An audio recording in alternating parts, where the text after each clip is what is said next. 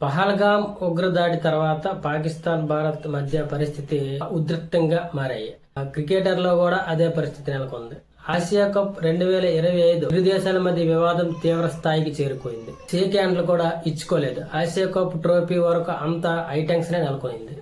ఇప్పుడిప్పుడే సద్దుమణుగవుతుందా అనుకునే టైంలో పాకిస్తాన్ స్పిన్నర్ అబ్రార్ అహ్మద్ మళ్లీ ఈ గొడవకు ఆజ్యం పోశాడు. పాకిస్తాన్ యూట్యూబర్ ఛానల్ ఇంటర్వ్యూలో అబ్రార్ అహ్మద్ చేసిన వ్యాఖ్యలు ఇప్పుడు దుమారంగా మారాయి. ఏ ఆటగాడి మీద మీకు ఎక్కువ కోపం ఉంది, ఎవరితో బాక్సింగ్ రింగ్ లో తలపడాలని అనుకుంటున్నారా అని యూట్యూబర్ అడిగితే ఆ ప్రశ్నకు క్షణం ఆలోచించుకున్న శిఖర్ ధావన్ పేరు చెప్పాడు. దాంతో ఈ క్లిప్పింగ్ ఇప్పుడు సోషల్ మీడియాలో వైరల్ అవుతుంది. ఆ ఎదుట శిఖర్ ధావన్ ఉండాలని కోరుకుంటున్నాను అబ్రార్ అహ్మద్ అన్నాడు. ఈ వ్యాఖ్యలు సరదాగా అన్నాడా లేదా ఉద్దేశపూర్వకంగా అన్నాడా అనేది ఇప్పుడు విమర్శలు వస్తున్నాయి. చాలా మంది మాత్రం ఇలాంటి వ్యాఖ్యలు చేయడం మంచిది కాదని విమర్శలు చేస్తున్నారు.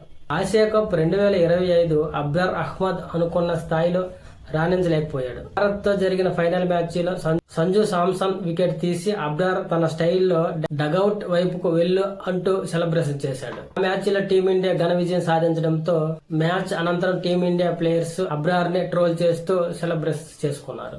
మొత్తానికి ఆసియా కప్ 2025 తర్వాత భారత్ పాకిస్తాన్ క్రికెట్ లో తీవ్ర స్థాయిలో వివాదాలు తెరపైకి వచ్చాయి. దేశాల మధ్య ద్వైపాక్షిక సిరీస్ లో లేవు.